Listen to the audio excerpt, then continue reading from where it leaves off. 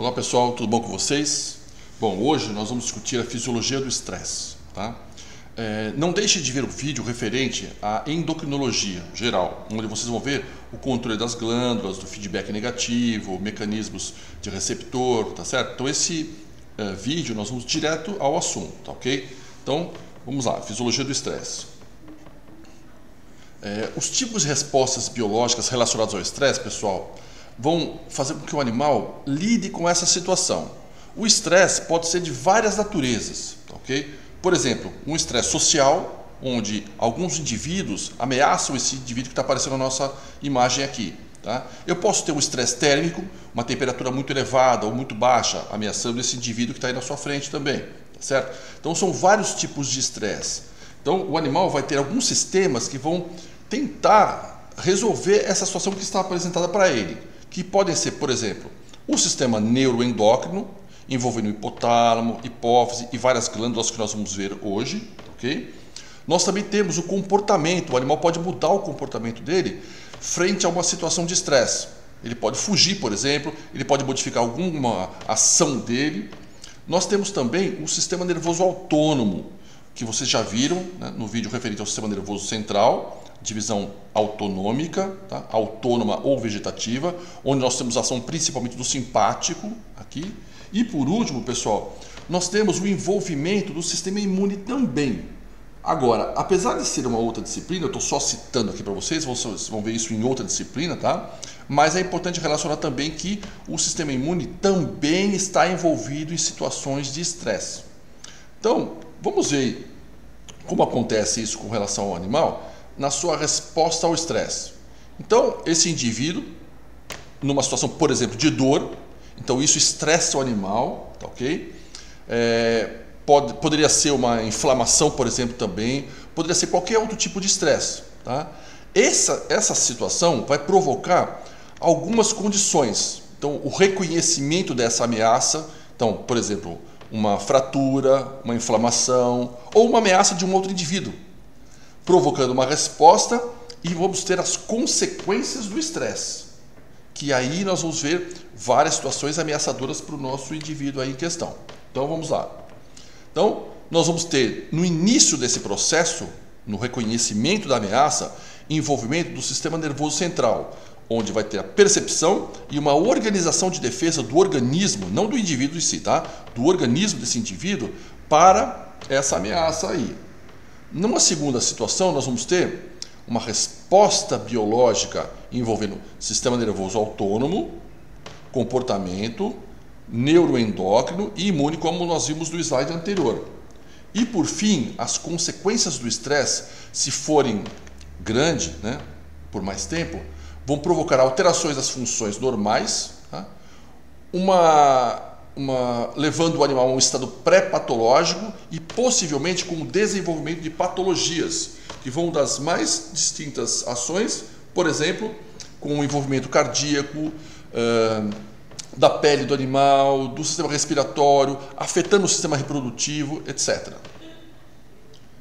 Então, vamos definir aqui o estresse como o efeito ambiental que sobrecarrega os sistemas de controle do organismo, resultando em consequências adversas e, finalmente, reduzindo a aptidão desse indivíduo, reduzindo a capacidade dele. Por exemplo, aumentando a mortalidade, mais indivíduos morrendo, diminuindo o crescimento desse animal, então ele não vai atingir o peso ideal dele, insuficiência reprodutiva, a qualidade do sêmen dele, por exemplo, da ovulação dessa fêmea vai ser diminuído, e patologias diversas. Essas definições foram estabelecidas por professor Brum e Fraser em 2010. Dr. Donald Brum, ele é britânico, né? Trabalha em Cambridge, já aposentou, mas tem uma grande quantidade de trabalhos com esse assunto, inclusive ele vem ao Brasil regularmente, fala português muito bem, ele conhece bastante o Brasil. E a síndrome de adaptação geral, que é o conjunto de respostas coordenadas para desafios que aparecem na vida desse animal, fornecendo condições para esse indivíduo enfrentar tal situação. Então essa síndrome de adaptação geral prepara o animal para enfrentar essa situação de estresse, seja ela qual for. Tá? Então, como eu falei, do térmico, do social, do endócrino, etc. Agora, isso pode acontecer que muitas vezes vão levar esse organismo a extremos fisiológicos, exigindo demais do organismo desse animal. E é aí que está o problema do estresse. Então, idealmente o estresse, pessoal, prepara o animal para o enfrentamento a uma situação que o desafia. Isso é interessante para o organismo. Reservas serão coordenadas para enfrentamento dessa situação. O problema é que se essa situação permanecer, se perpetuar, o dano, a exigência desse organismo será extrema. E aí nós vamos ter o prejuízo de um estresse contínuo, de um estresse crônico. Então, vamos ver agora algumas respostas neurohumorais ao estresse. Então, neurohumorais, que vai envolver o sistema nervoso e o sistema endócrino. Peça central aí vai ser o hipotálamo, onde vai ser uma interface, uma espécie de interface, que nós já vimos no vídeo de endocrinologia, no vídeo de reprodução também. O hipotálamo exerce um papel central, ele relaciona o sistema nervoso com o sistema endócrino. Então, inicialmente, nós vamos ter um envolvimento do sistema nervoso central, divisão autonômica, simpática. Tá? Então, o simpático vai ter um papel muito importante aqui, com a resposta de alarme e de curto prazo. Justamente, não é, pessoal, que o sistema nervoso, que nós já vimos, tem respostas muito rápidas, de milissegundo, da ordem de milissegundos. Então, os neurônios se comunicam rapidamente. No caso do sistema nervoso autônomo, nós temos 2 neurônios, o pré-ganglionar e o pós-ganglionar. Então, é uma resposta muito rápida, de curto prazo. Okay?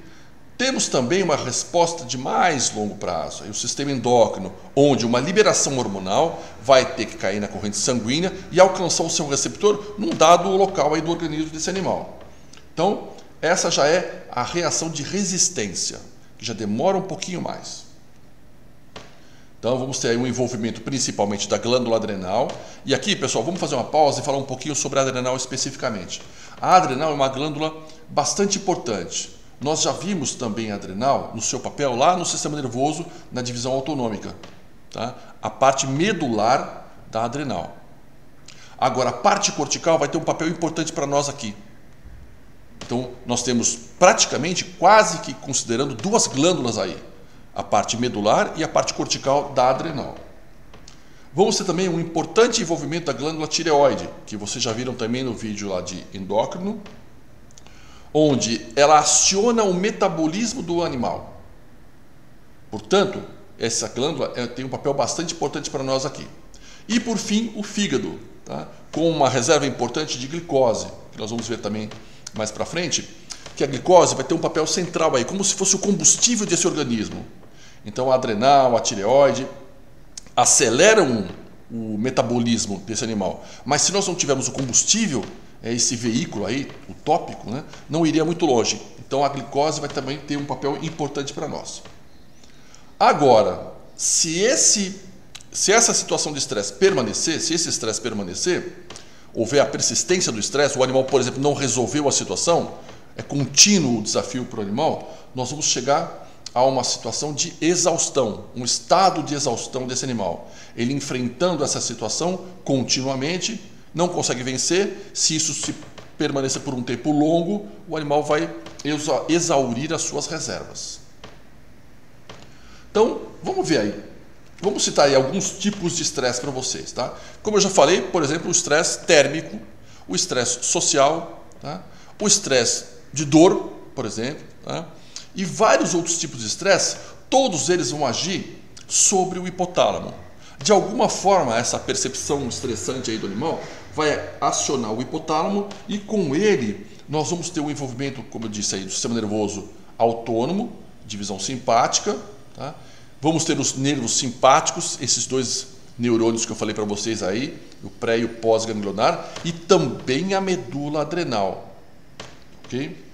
Então, acionando principalmente a liberação de adrenalina local. Então, esses nervos simpáticos, por exemplo, acionando o neurônio pré-ganglionar e o neurônio pós-ganglionar, esse segundo neurônio pós-ganglionar, ele vai ser o responsável pela liberação de adrenalina ou noradrenalina. Depois vamos ver isso com mais detalhes, ok? Por exemplo, no coração, provocando o aumento do batimento, provocando o aumento da força de contração. E isso para outras localidades do corpo do animal também vai ocorrer, tá? A liberação da adrenalina, por exemplo, localmente, no sistema respiratório, etc. Tá? Mas também, pessoal, o acionamento da adrenal, da medula adrenal, vai liberar adrenalina ou noradrenalina na corrente sanguínea. Então, de maneira sistêmica. E aí, essa liberação de adrenalina oriunda da adrenal, caindo no sangue, pode acionar qualquer receptor que esteja vinculado aí à nossa condição de estresse. E não apenas localmente, como o nervo simpático faz, por exemplo, no coração. Tá ok? Então essa é a resposta rápida. E o estresse persistindo, nós vamos ter um outro eixo. Agora eu vou denominar isso de eixo, tá? Onde o hipotálamo vai acionar principalmente a hipófise, liberar ACTH, que vai alcançar também a adrenal de uma outra forma agora. Então, se na primeira forma foi via neurônio, pré-ganglionar, acionando a medula adrenal, aqui eu vou ter o acionamento da adrenal, agora da camada cortical, via ACTH, ok? O hormônio adrenocorticotrófico. Vamos lembrar que sempre no nome do hormônio, pessoal, nós temos uma dica, ou do local de onde ele parte, ou do local para onde ele vai, ou da ação dele, tá ok? Então o nome do hormônio é bastante importante para a gente. Vamos ver, então, a partir dessa estimulação pelo ACTH oriundo da hipófise na adrenal, na sua camada cortical, a liberação de mineralocorticoides, e o principal mineralocorticoide é a aldosterona, tá? E também o glicocorticoide principal aqui na nossa história, que é o cortisol. Esse hormônio vai ser o grande elemento determinante de situações de estresse. Então o cortisol tem um papel muito importante no estresse. Mas nós temos, como eu falei para vocês anteriormente, aí, o envolvimento da tireoide. Então o TSH, um hormônio oriundo da hipófise, que tem como destino receptores na tireoide, vai estimular a tireoide a produzir e liberar os seus hormônios, T3 e T4, né?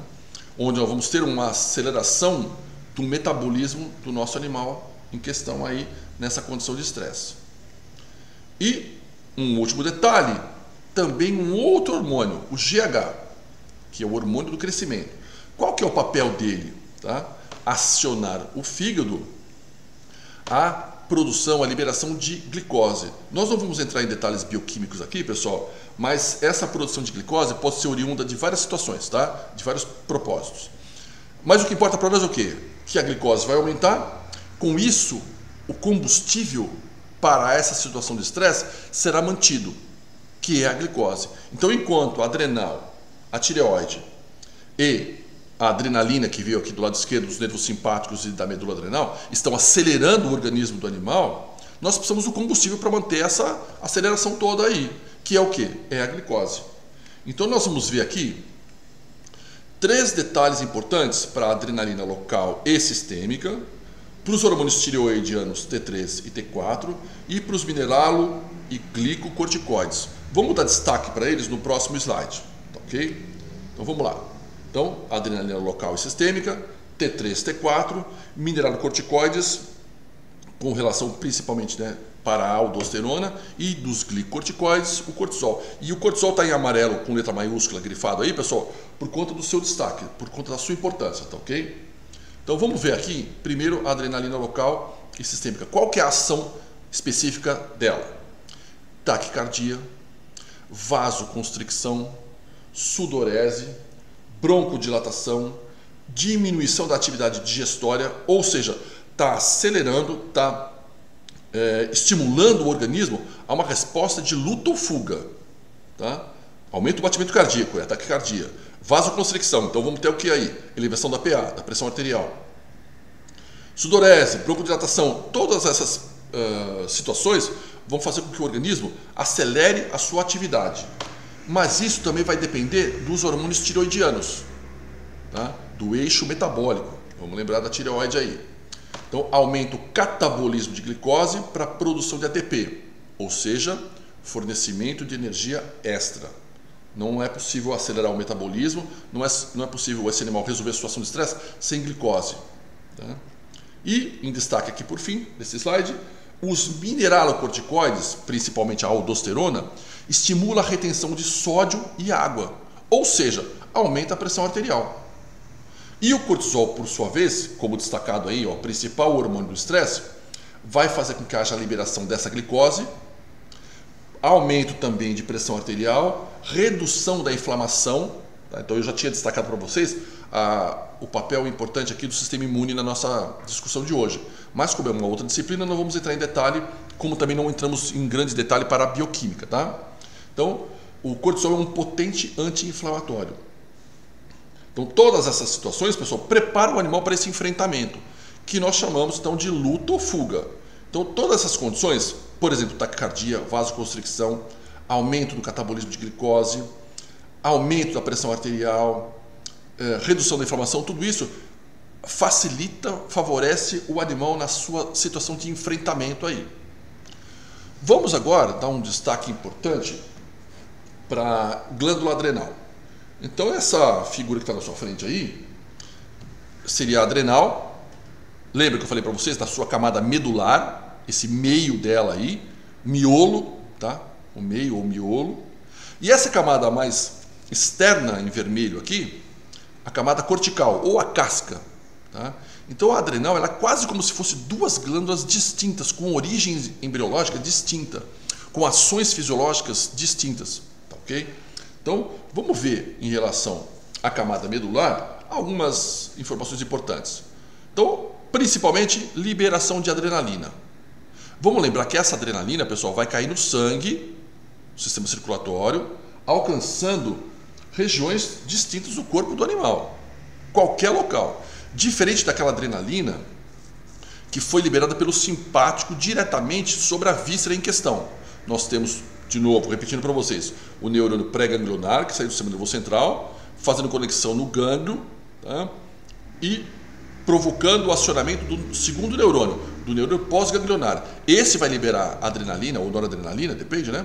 Sobre a víscera especificamente. Aqui não. Aqui essa liberação de adrenalina ocorreu no sangue, que vai reforçar. Então, as duas liberações de adrenalina são importantes, né? Vão se somar e ajudar o animal no enfrentamento, seja lá da situação de estresse, quaisquer que for. E a camada cortical? Pessoal, a camada cortical ela é mais complexa. Na verdade, nós temos três subcamadas aí. A camada reticular, fasciculada e a glomerulosa. Então a camada cortical eu posso subdividir em três camadas. A medular, apenas uma camada, provocando a liberação de adrenalina. A camada cortical ela pode liberar três hormônios diferentes, a partir de três camadas diferentes. Então a reticular vai liberar principalmente hormônios sexuais. A camada fasciculada, os glicocorticoides, então principalmente o cortisol. Não é só o cortisol, tá, pessoal? Tem outros glicocorticoides também, mas o cortisol é o mais importante para nós aqui. A glomerulosa vai liberar principalmente a aldosterona.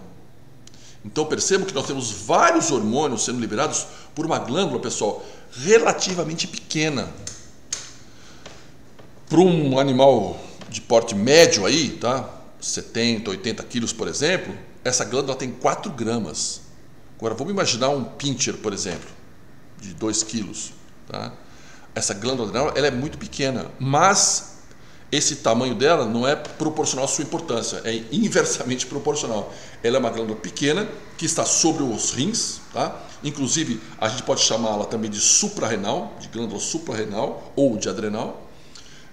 E o papel dela, apesar dessa pequena quantidade aí de gramas, né, 4 gramas aí mais ou menos, ela tem várias camadas que se subdividem com a produção de vários hormônios muito importantes para a vida do animal. Ok? Vamos ver agora, pessoal, vamos dar destaque agora para o eixo hormonal do estresse, tá? Ou seja, para o controle do cortisol. Quando eu falo de eixo, eu me refiro especificamente ao envolvimento do sistema nervoso central, e aí sempre vai ter papel importante o hipotálamo. Depois da glândula mãe ou glândula mestra, que quem que é a hipófise. Também vocês podem encontrar em alguns livros como pituitária, ok? E uma glândula alvo. Nesse caso nosso será a adrenal. Mas Quando eu falo de glândula-alvo, eu posso também me referir à tireoide, ao testículo, ao ovário, informações que vocês já viram no vídeo de endocrinologia ou de reprodução, tá certo? Então vamos lá. Como eu disse, nós sempre vamos ter o envolvimento do hipotálamo. Então o hipotálamo, pessoal, seria como se fosse um funil reunindo informações de todo o sistema nervoso central. Então, independente de qual foi o estresse, então, por exemplo, um estresse de dor, um estresse de medo, um rojão que estourou e assustou esse cavalo, esse cão. Então, independente da origem do estímulo, independente da detecção desse estímulo, então, por exemplo, pode ter sido um estímulo sonoro, pode ter sido um estímulo visual, um estímulo doloroso, um estímulo térmico, seja de qual ordem for, isso vai caminhar via sinapses para o hipotálamo, acionando esse tecido importante aí. Agora, via o hormônio CRH, que vai sair de porções do hipotálamo, via pequeníssimos vasos, que nós já vimos também no sistema endócrino, ele alcançará receptores na hipófise, porção anterior, ou adenohipófise. Esses receptores, na porção anterior da hipófise, vai provocar a secreção e a liberação do ACTH. Já vimos esse hormônio um pouquinho, né? O hormônio adrenocorticotrófico. Então, o hormônio adrenocorticotrófico. Trófico ou tropismo é atração por. Então, esse hormônio tem atração pela camada cortical da adrenal, que nós já vimos lá embaixo, lá atrás, tá certo? Vai acionar a nossa glândula adrenal a produzir o cortisol. Como eu falei para vocês, pessoal, nós temos glicocorticoides. O cortisol é um glicocorticoide, é o principal glicocorticoide. Tá? Temos também, por exemplo, a corticosterona, é outro glicocorticoide. Mas o cortisol, aqui na situação nossa aqui, tem um papel mais importante. Então ele é um glicocorticoide. Então ele tem origem na camada cortical da adrenal, referente ao controle de glicose. Ok? Então, ele vai ser uma resposta ao estresse. E ele também tem um ritmo, pessoal, circadiano. Então o cortisol não é só liberado quando eu tenho situações de estresse. Quando eu tiver uma situação de estresse, um enfrentamento do animal a uma situação qualquer, nós vamos ter um pico de liberação do cortisol. Mas não é só nessa situação. Não será somente em situações de estresse que o cortisol será liberado. Nós temos o que chamamos aí de ritmo circadiano, de cerca de um dia, de aproximadamente um dia, onde as concentrações irão aumentar no início da manhã, preparando esse animal para a atividade física, tá? Se for um animal diurno. Vamos lembrar que os animais noturnos esse ciclo está invertido. Então, por exemplo, em roedores e morcegos, que são animais que têm atividade noturna, esse hormônio tem uma liberação diferenciada. Então, o pico não será de manhã, será no início da noite. No nosso caso, nos animais diurnos, nos animais que nós desenvolvemos a maior parte da domesticação, né, no nosso uso, seja bovinos, equinos, suínos, cão, ou o próprio gato, tá? Tem um ritmo de cerca de um dia com esse pico no início da manhã, preparando o animal, né, ou mesmo você, para a atividade do seu dia a dia. Né? E aqui, pessoal, nós temos o mecanismo de feedback negativo. Não vamos nos esquecer desse mecanismo, ele é muito importante para todos os hormônios. Vamos lembrar também que a liberação do hormônio merece uma certa manutenção dentro de uma faixa de homeostase. Então esse mecanismo de feedback negativo vai ser esse mecanismo de ajuste que vai manter a concentração do hormônio dentro de condições adequadas, dentro desse ritmo circadiano, por exemplo, ou dentro dessa situação de estresse. Ok? Então o feedback negativo não pode ser esquecido por vocês. Então, vamos passar agora à fase de resistência. Normalmente essa fase é suficiente para a resolução do estresse, devido a essas respostas todas que eu discuti com vocês até agora. Então todas as respostas que eu discuti com vocês, a liberação da adrenalina, a liberação do cortisol, o aumento do batimento cardíaco, seja de que atividade for, essa fase de resistência provavelmente deve ter resolvido a situação de estresse do animal. O problema é que muitas vezes isso não resolve a situação. O animal permanece na situação de estresse. Por exemplo, um animal de vida livre, um cervídeo, uma capivara, uma anta, uma onça, seja lá o animal que você imaginar, que por exemplo foi capturado por algum motivo, foi atropelado, aí foi para um zoológico, aí foi para um CRAS, né, um centro de reabilitação de animais silvestres. esse animal permanece em estresse. Porque não foi só a situação que o levou a você encontrá-lo, por exemplo, um atropelamento, que provocou o estresse nesse animal. A manutenção perto de outros indivíduos pode ser também um estresse para ele. Então, essa situação de estresse permanece para esse animal enquanto ele estiver em cativeiro. Então, se isso não resolveu durante a fase de resistência, nós vamos caminhar para uma outra fase, que provocará provavelmente o esgotamento das reservas do organismo desse animal. Se essa situação não foi resolvida, o animal continua em estresse, continua mobilizando a sua glicose, que nós vimos, lembra? E isso vai acarretar nesse esgotamento que vocês estão vendo aí. E, por fim, nós vamos ter um estado de exaustão do animal. Então, devido às concentrações elevadas do cortisol por muito tempo, já que a situação de estresse não resolveu, então, por exemplo, esse animal que foi capturado aí, por exemplo, né, atropelado, depois capturado por vocês aí, permaneceu em cativeiro, ele não está acostumado com essa situação de cativeiro, ele continua em estresse. Isso caminha para a sua exaustão. Então, predispondo para o aparecimento de patologias devido principalmente à queda da massa muscular. Por que queda da massa muscular, pessoal? Porque aquela glicose, aqueles nutrientes, aminoácidos que eram obtidos pelo animal na sua alimentação e eram estocados quando ele não estava em situação de estresse, agora que ele está na situação de estresse, estão sendo mobilizados para a corrente circulatória para fornecer essa glicose que ele precisa para o seu aumento de batimento cardíaco, aumento das atividades do organismo dele. Também queda da massa óssea, cálcio está sendo usado para contração muscular, supressão do sistema imune, esse SI aí, e da glicemia ser mantida elevada por longos períodos, porque enquanto a glicose for retirada dos tecidos aí, do glicogênio, seja lá de onde for, para fornecimento para a corrente circulatória, essa glicemia será utilizada para essa atividade que não se resolve. O animal continua em estresse e ele, por alguma condição, né, por exemplo, né, se fosse lá na natureza, por exemplo, ele fugiria de um predador, mesmo que com alguns ferimentos, ele conseguiria se manter vivo e essa situação de estresse diminuiria. Tá? Agora, como ele foi, né, capturado por vocês aí, levado para um hospital veterinário para ser tratado, mantido num zoológico, por exemplo, essa situação de estresse para ele permanece, perpetua-se. Então, a glicemia dele continua elevada para essa mobilização do organismo dele. Infelizmente, isso pode acarretar em danos severos para o nosso animal aqui. Tá ok? Espero que isso tenha feito um resumo para vocês, tá, da situação de estresse. Não deixem de levar as suas dúvidas para o docente, tá, na próxima aula, assim que possível. Relacionem esse vídeo, pessoal, com a leitura recomendada que o docente passa para você sempre e também com os vídeos do sistema endócrino e do sistema reprodutor. Na verdade, tanto a endocrinologia, a reprodução e o estresse são pontos que têm uma conexão muito importante. Então, como vocês viram aí, essa mobilização da glicose na parte final do vídeo vai causar um prejuízo para a reprodução. Então, várias condições reprodutivas serão prejudicadas, tá, por conta dessa permanência desse animal na situação de estresse. E um animal que está reproduzindo adequadamente provavelmente terá situações de estresse minimizadas. Então, o sistema endócrino, o sistema reprodutor e o estresse todo aqui que nós descrevemos para vocês hoje tem uma relação muito íntima. Um abraço para vocês, pessoal. Obrigado, hein?